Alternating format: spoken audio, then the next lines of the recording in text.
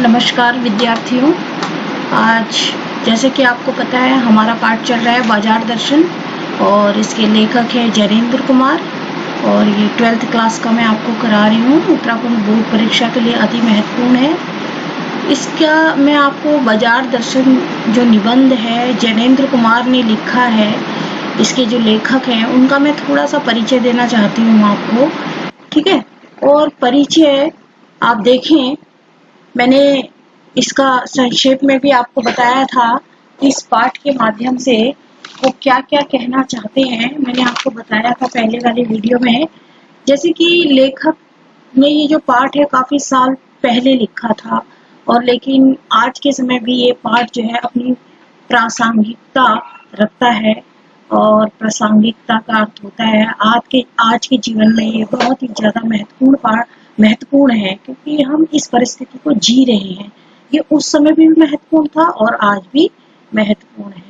आज के युग में उपभोक्तावादी संस्कृति जो है फल और फूल रही है।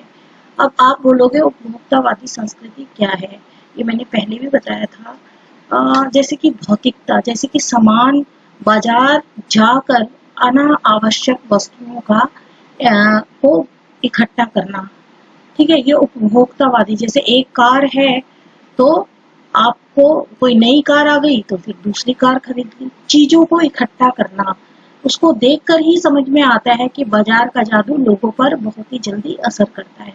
एक प्रकार का बाजार में आकर्षण होता है और मनुष्य अपना जो है संयम खो देता है और वो क्या करता है, बहुत सारी जो जरूरत का सामान भी नहीं है उसे भी वो खरीद लेता है। और इस प्रकार की जो संस्कृति है दिन प्रतिदिन बढ़ती जा रही है ना। तो बाजारवाद ने जिस तरह से लोगों पर पकड़ बनाई है यह बिल्कुल भी अच्छा नहीं है। लेखक ने इसको खतरनाक कहा है। लेखक ने कहा है कि इस बाजारवाद को जो बढ़ावा देता है और उसको उसने अनीति शास्त्र भी कह दिया है। तो देखो बच्चों, ये जो है इसमें नीति नहीं है। मतलब कि अगर वस्तुओं को इकट्ठे करने की हमारी प्रवृत्ति बन गई है या हमारी आदत बन गई है, यह अनीति है। यह इसमें जो है ये गलत रास्ते पे ले जा रही है। बाजारवाद जो है लोगों को मजबूर करता है कि ऐसी ऐसी चीजें खरीदें जिसकी उनको बिल्कुल भी आवश्यकता नहीं है। बाजार की सार्थकता भी इसी में है जब बाजार आपको आपकी जरूरत का सामान उपलब्ध कराए। तो इस बच्चों में इस पाठ में जो है आपको जैनेंद्र कुमार ने जो लेखक हैं उनका परिचय अब शुरू कराती हूँ।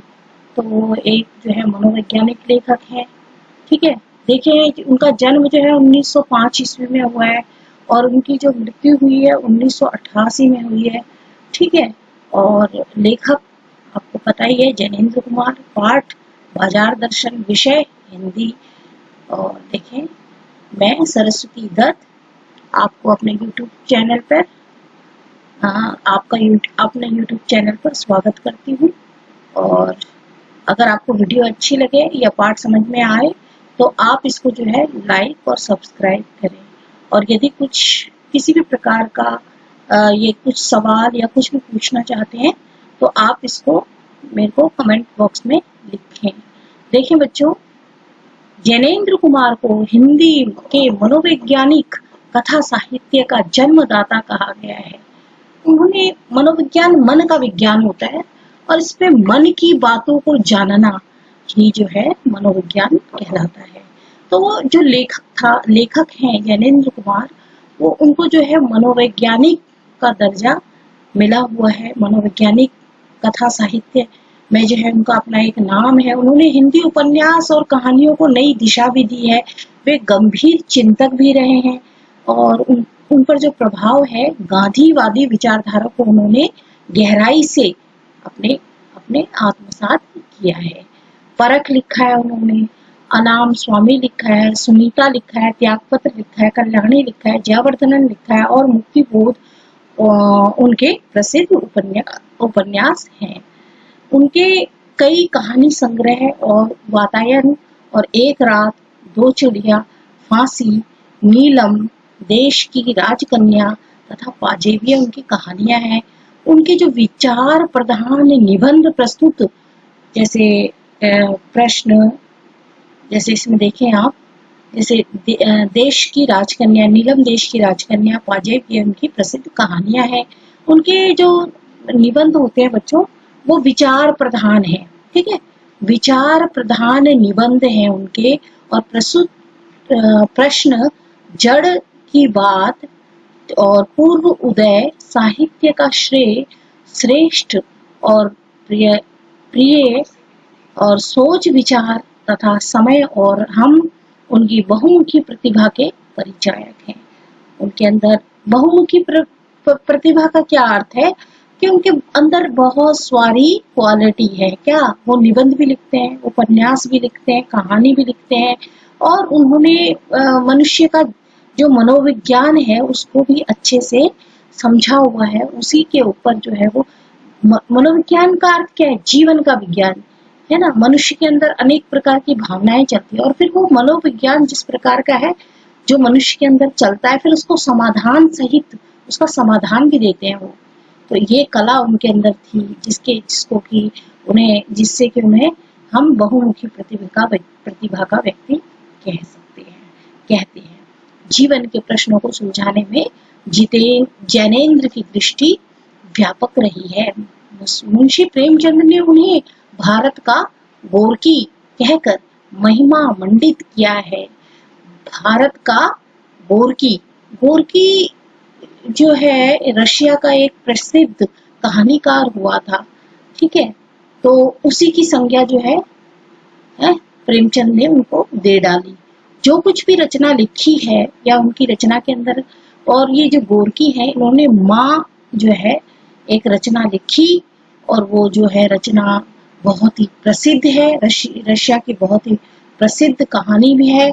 और जो कुछ भी उन्होंने रचना लिखी है उसको साहित्य कहते हैं। ठीक है, श्रेय का अर्थ क्या होता है? जो रचना हमारे जीवन के लिए श्रेष्ठ हो वह श्रेय कहलाती है। जो हमारे लिए अच्छी है वह श्रेय। और प्रिय का अर्थ होता है जो हमें प्रिय है। मान लीजिए कोई विद्यार्थी जो है पढ़ना चाहता है, और वह पढ़ता भी है, अच्छे नंबर भी लेकर आता है, तो उसे पढ़ना पसंद भी है और वह पढ़ता भी है, क्योंकि उसके विद्यार्थी जीवन के लिए पढ़ना जरूरी होता है। उस विद्यार्थी का श्रेय और प्रेय एक ही हो सकता है। उसको प्रिय भी है और उसका श्रेय भी है, उद्देश्य भी है। लेकिन दूसरे विद्यार्थी चाहते हैं कि हमारे नंबर तो अच्छे आ जाएं और उन्हें पढ़ना चाहिए, जबकि उनका कार्य, उनका जो ध्यान है वो कहीं और ही चल रहा होता है। तो श्रेय और प्रिय जो है उसमें अंतर आ गया। इस प्रकार साहित्य का श्रेय और प्रिय उन्होंने हमें बताया।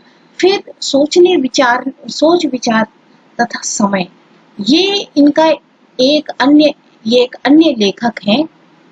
लेख है, और हम उसके बहुमुखी प्रतिभा के परिचायक हैं। तो इन्होंने अपने उपन्यास, निबंध सभी में कुछ लिखा है। ठीक है बच्चों, और हमें अपने अन्य लेखों के माध्यम से साहित्य से जोड़ा है। जीवन के प्रश्नों को सुलझाने में जैनेन्द्र की दृष्टि बड़ी व्यापक रही है। इसका मतलब है हम जानते हैं कि उन्होंने जीवन से संबंधित कहीं ना कहीं उलझा रखा है। हमें जीवन में हर कोई व्यक्ति जीवन में किसी न किसी प्रकार से उलझा रहता है। एक छोटे बच्चे का भी जो है जीवन उलझा रहता है। 9th 10th क्लास वाले बच्चे का भी जीवन उलझा रहता है, चाहे वो 11th 12th का हो, और फिर कॉलेज का हो, या फिर कॉलेज से बाहर हो, या चाहे वैवाहिक जीवन हो। इस प्रकार हम कहीं ना कहीं उलझे हुए रहते हैं। इनमें अर्थात मानव जीवन से जुड़ी सभी प्रकार की समस्याओं को बड़े ही सरल ढंग से सुलझाने का प्रयास किया है। किसने किया है? जैनेन्द्र ने किया है। इसीलिए मुंशी प्रेमचंद ने उनको भारत का गोर्की कहकर उनको महिमा मंडित कर दिया है। और ये जब मुंशी प्रेमचंद ने जिसको कथा साहित्य का जो है भारत का गोर्की कह दिया है, तो ये अपने आप में बहुत ही महत्वपूर्ण बात है, क्योंकि वो भी स्वयं जो है उपन्यास के सम्राट कहे जाते हैं। वो हिंदी साहित्य में उनका अपना एक स्थान है। गोर्की ने माँ रचना में अपने जीवन व घटनाओं को बताया है। रशिया का जो है ये एक लेखक है और बहुत ही प्रसिद्ध लेखक है और कवि भी है। अतः मुंशी प्रेमचंद ने जैनेन्द्र को भारत का गोरखी कह दिया और मुंशी प्रेमचंद कथा साम्राज्य के बहुत बड़े कथा सम्राट कहलाते हैं। अगर उन्होंने कोई बात कही है तो वह बेकार कही नहीं जा सकती। संक्षेप में अतः जो दिखता है वह खरीद लेना चाहिए, जो दिखेगा वो बिकेगा। ये आज की उपभोक्तावादी संस्कृति है। लेखक ने इसमें हमें बताया है कि कैसे सुंदर सुंदर बाजार में जाते ही सुंदर चीजों को पैकिंग सुंदर ढंग से की होती है और हम उसके जाल में फंसते चले जाते हैं। परंतु निबंध जो जैनेन्द्र कुमार का निबंध है बाजार दर्शन, इसमें जो है बढ़ती उपभोक्तावादी यानी कि परंपरा है ना, उपभोक्तावादी परंपरा यानी जो दिखेगा वही बिकेगा, ये चाहे जरूरत हो चाहे ना हो। मनुष्य उसको परंपरा और बाजारवाद का गहरा मंथन किया है। लेखक यह मानता है कि बाजार हमारी आवश्यकता की पूर्ति के लिए है। यह विक्रेता और क्रेता दोनों के मन में संतोष व तृप्ति के भाव को जगाता है। लेकिन उपभोक्तावादी परंपरा ने आज बाजार को अपनी आर्थिक संपन्नता के दम मतलब घमंड है, प्रदर्शन का साधन बना दिया है ना। तो आज जो है जिसके पास जितनी ज्यादा पैसा है या जितनी ज्यादा उसके पास पैसे की शक्ति है या परचेजिंग पावर है, वह जो है उतना ज्यादा पैसा खर्च करता है। तो अतः लेखक हमें यह समझाना चाहता है कि हम बिना आवश्यकता के अकारण ही बाजार से अनाप शनाप वस्तुएं खरीद लेते हैं, तो इससे बाजार में कपट बढ़ता है, कृत्रिम अभाव बना रहता है और महंगाई बढ़ती रहती है। आज ग्राहक और विक्रेता दोनों ही कपटपूर्ण व्यवहार से हमारे विनिमय और अर्थतंत्र को क्षति पहुंचा रहे हैं। ठीक है, मतलब कि इसमें इसका अर्थ यह है कि कोई दुकानदार जो है किसी को वही वस्तु 10 रुपए की देता है और किसी को वह 5 रुपए की दे देता है और किसी को वह 25 रुपए की दे देता है। इस प्रकार जो है वो किसी से भी छल और कपटपूर्ण का व्यवहार करता है। कपटपूर्ण व्यवहार से हमारे विनिमय और अर्थतंत्र को क्षति पहुंचाती है, यानी ईमानदारी तो बिल्कुल खत्म हो गई। आवश्यकता से अधिक वस्तुओं का संग्रह अर्थव्यवस्था के लिए घातक है, धन का दुरुपयोग है, दम यानी हानिकारक है। दम मतलब घमंड के लिए खरीदता है इंसान। जो अमीर व्यक्ति होता है उसके अंदर जो है अपनी चीजों को लेके बहुत ही ज्यादा घमंड हो जाता है। तो ये बाजार हमारी संतुष्टि के लिए होता है, ना कि असंतोष, तृष्णा और ईर्ष्या वृद्धि के लिए। ईर्ष्या क्या है असंतोष क्या है? हम बाजार में जाते हैं संतुष्टि के लिए और बाजार से हम कोई जो वस्तु नहीं खरीद पा रहे हैं तो हमें असंतोष हो जाता है और उस तृष्णा जगती है, प्यास जगती है कि वो वस्तु कैसे हमारे दूसरे व्यक्ति के पास है तो हमारे पास भी आनी चाहिए।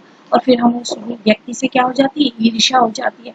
और ये जो ईर्ष्या होती है कि उसके पास है मेरे पास नहीं है, अतः ईर्ष्या का अर्थ होता है हम दूसरे व्यक्ति के ऊपर मतलब किसी भी तरह से उसका बुरा सोचने लगते हैं, उसके लिए अपकार सोचने लगते हैं कि कैसे तो भी इससे ये जो है उसका बुरा हो जाए। तो ये भावनाएं जो है क्या है हमारे लिए बहुत ही बुरी होती है। हमारा सारा की सारा ध्यान उसी में लगा रहता है और हम अपने कार्य को जो है ठीक से नहीं कर पाते। देखिए बच्चों, ये जो बाजार दर्शन चल रहा है हिंदी निबंध है और बाजार जो है घमंड को प्रदर्शन करने का यानी दम का क्या अर्थ है बच्चों? घमंड है।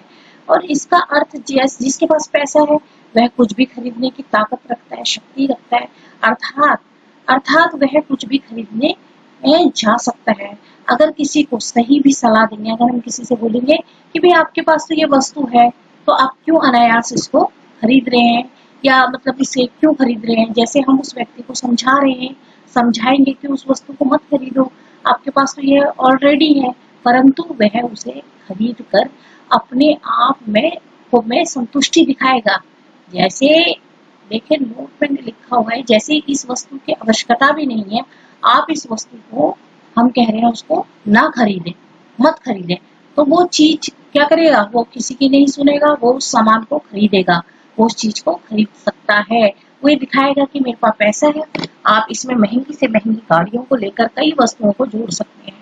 एक अमीर व्यक्ति है, उसके पास एक गाड़ी है आने जाने के लिए, परंतु वो दिखावे के लिए कई सारी गाड़ियां आपने उसमें गैरेज में खड़ा रखता है। कभी कोई गाड़ी लेके जाता है, उसकी आवश्यकता एक ही से पूरी हो जाती है, परंतु वो कई सारी गाड़ियों का दिखावा करता है।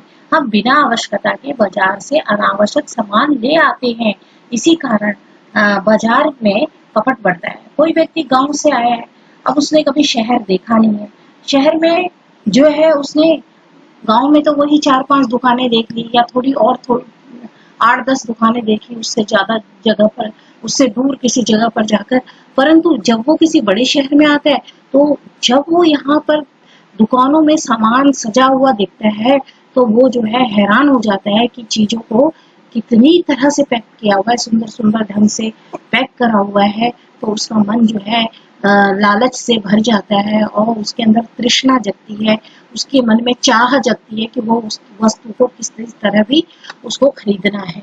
तो उसके लिए वो क्या करता है, पैसे पैसे का अभाव होगा तो वो अंदर से दुखी हो जाएगा कि मैं इसको कैसे ना कैसे खरीदूंगा, और उसके मन में जो अभाव या तृष्णा जगी या ईर्ष्या आ गई, तो वो उसके लिए, स्वयं के लिए घातक सिद्ध होगी।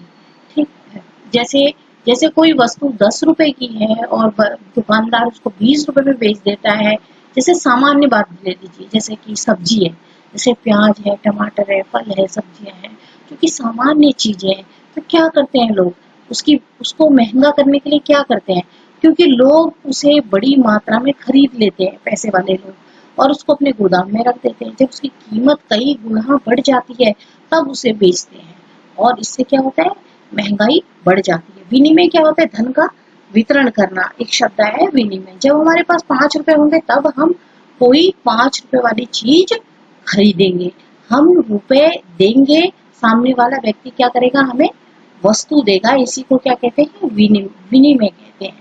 अर्थतंत्र के रूप में पैसे का लेन देन करना है ना, इसको भी क्षति पहुंचती है। जो 5 रुपए की चीज को लेकर आ रहा है, उसे 50 रुपए में बेचेगा तो अपना लाभ तो कमा ले, लेकिन मार्केट में एक गलत डिमांड जाएगी। लोगों के पास 50 रुपए, जिस व्यक्ति के पास 50 रुपए नहीं होंगे, तो वह क्या खर्च करेगा। तो अगर लोगों के पास 50 रुपए नहीं भी होते हैं, तो भी वो मजबूरी में खर्च भी करेंगे, क्योंकि उनको उस सामान की जरूरत है। पहले तो लोग कहते थे कि अपना लाभ हो पर दूसरे को नुकसान ना हो, पहले दुकानदारों की ये पॉलिसी हुआ करती थी।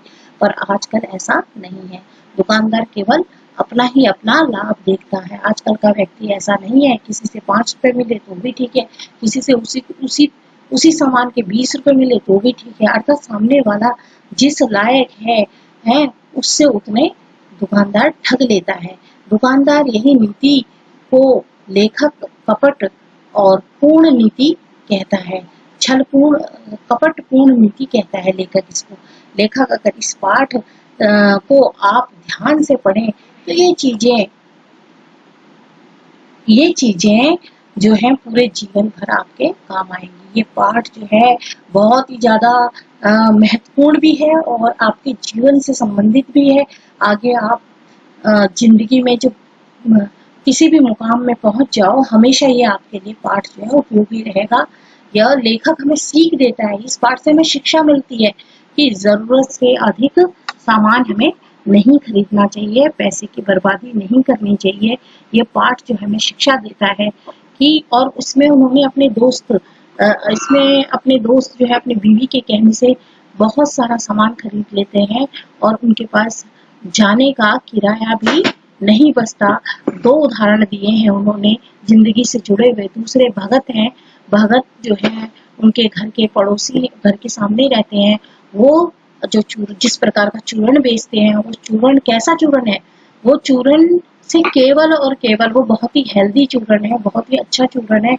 लोग बिना उत्साह से उनका चूर्ण का इंतजार करते हैं कि अब इस दिन जो है वो चूर्ण लेके आएंगे, और वो खरीद लेते हैं। उनका 6 आने से ज्यादा का चूर्ण, 6 आने तक का चूर्ण बिक भी जाता है, परंतु वो जो भगत है वो इससे ज्यादा लालच नहीं करते हैं। बाकी जो चूर्ण बच जाता है उसको मुफ्त में बच्चों को बांट देते हैं।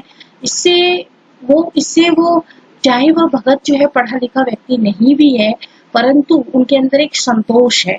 वो संतोष जो है बहुत बड़ी चीज है। उससे वो खुद भी वो स्वस्थ भी रहते हैं और उनको किसी प्रकार वो मानसिक रूप से भी स्वस्थ हैं और रुपए पैसे के हिसाब से उनके अंदर भी उस चीज के लिए भी संतोष है। चाहे तो वो क्या कर सकते हैं, वो माला माल हो सकते हैं, अपना जो है चूरन का प्रचार प्रसार भी कर सकते हैं और क्या कर सकते हैं, व्यापारियों को बेच सकते हैं और क्या उसकी मात्रा बढ़ा भी सकते हैं, है ना। और उसके अलावा उसके वो पैसे से माला माल भी हो सकते हैं, परंतु वह इस चीज को ज्यादा महत्व नहीं देते हैं।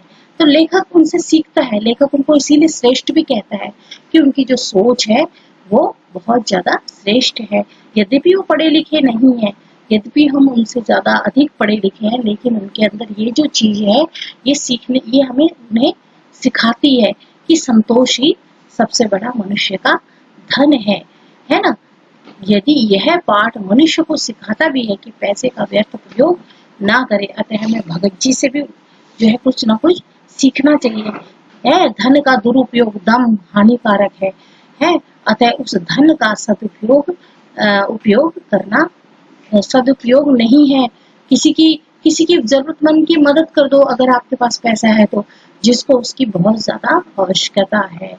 जैसे कि हमारे देश में बहुत ही लोग जो है भूखे और नंगे रहते हैं, उनके पास कपड़े नहीं है पहनने के लिए, तो लोगों को क्या करनी चाहिए, उनकी मदद करनी चाहिए। 300-400 रुपए में उनका थोड़े दिनों का भोजन आ जाता है, ठीक है। बाजार हमारी संतुष्टि के लिए है, ना कि ईर्ष्या और द्वेष की वृद्धि के लिए।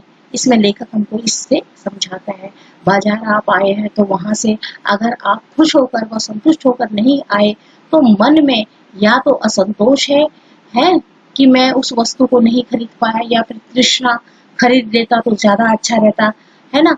और या फिर ना ईर्ष्या होनी चाहिए, ईर्ष्या भी नहीं होनी चाहिए कि वो दूसरे के पास है मेरे पास नहीं है ना, ऐसी ईर्ष्या भी नहीं होनी चाहिए। ये चीज जो है बहुत ही महंगी है, मेरे दोस्त के पास है मेरे पास नहीं है। अगर इस तरह के भाव आपके मन में रहेंगे या तो आप क्या रहोगे, हमेशा दुखी रहोगे, आप कभी खुश नहीं रह सकते, क्योंकि आपकी मानसिक स्थिति को खराब कर देगा। एक व्यक्ति जो सब कुछ खर्च करता है, एक व्यक्ति तो होता है जो सब कुछ खर्च करता है, दूसरा वो कि क्या खर्च करे, क्या ले और क्या ना ले, इस प्रकार के व्यक्ति होते हैं। अलग अगर ठीक से पता नहीं कि आप क्या चाहते हो तो सब ओर की चाह तुम्हें घेर लेगी। तो यदि तुम बाजार गए तो वो भी खरीद लो, ये भी सुंदर सुंदर ढंग से पैकिंग है, और तुमने चाहा ये भी खरीद लो वो भी खरीद लो। तब यदि कोई व्यक्ति चौराहे में खड़ा है, जैसे कोई व्यक्ति चौराहे में खड़ा हो जाए और उसे पता ही नहीं कि उसे जाना कहाँ है ना, कि आप किसी भी तरफ जा सकते हैं, तब परिणाम में कष्ट और दुखी मिलेगा, गति नहीं मिलेगी, ना ही कर्म होगा, ठीक है। ना तो उसके काम में चंचलता रहेगी, उत्साह रहेगा, ना ही वह काम कर पाएगा, काम करके भी दुखी रहेगा, हर ओर की चाह में वह दुखी रहेगा। तो इसीलिए रहीम ने एक दोहा भी कहा है, जैसे एक साधे सब सधे, एक साधे सब जाए, रहीमन मूल इसी चीज को फूले फले अघाए। मतलब एक ही चीज को हमें साधना चाहिए, तो धीरे धीरे हम उस तरफ हमारी क्या बढ़ जाएगी, गति बढ़ जाएगी, उस काम को हम बेहतरीन कर पाते हैं। साथ ही साथ कोई व्यक्ति काम भी हो रहा है, हो उससे भी निबट सकते हैं, तो साथ साथ हम कोई और भी काम कर सकते हैं। लेकिन शुरुआत में हमें बहुत सारे काम 50-60 काम को नहीं लेना है, स्टार्ट करना चाहिए, है ना। एक समय में एक ही काम को करना चाहिए, है ना। तो कोई भी काम करें उसे, तभी हम उस काम को ढंग से कर पाएंगे, सही तरीके से काम करना हमें आना चाहिए। तो इस पाठ से हमें क्या शिक्षा मिलती है, लेखक जैनेंद्र कुमार, मैंने जैसे पहले ही शुरू में बताया कि वो मनोवैज्ञानिक लेखक है ना। मनोवैज्ञानिक जो लेखक है, उन्होंने जीवन के विज्ञान को बहुत ही सुंदर ढंग से समझाया है कि मनुष्य को बाजार जाने से पहले किन किन चीजों का हमें ध्यान करना चाहिए। सबसे पहले तो हमें अपनी आवश्यकताओं का ध्यान करना चाहिए, दूसरे के पास है वो चीज, है ना, और हम मेरे पास नहीं है, इस ईर्ष्या और द्वेष में नहीं रहना चाहिए, है ना। तो मैंने इसमें जो है आपको समझाया है।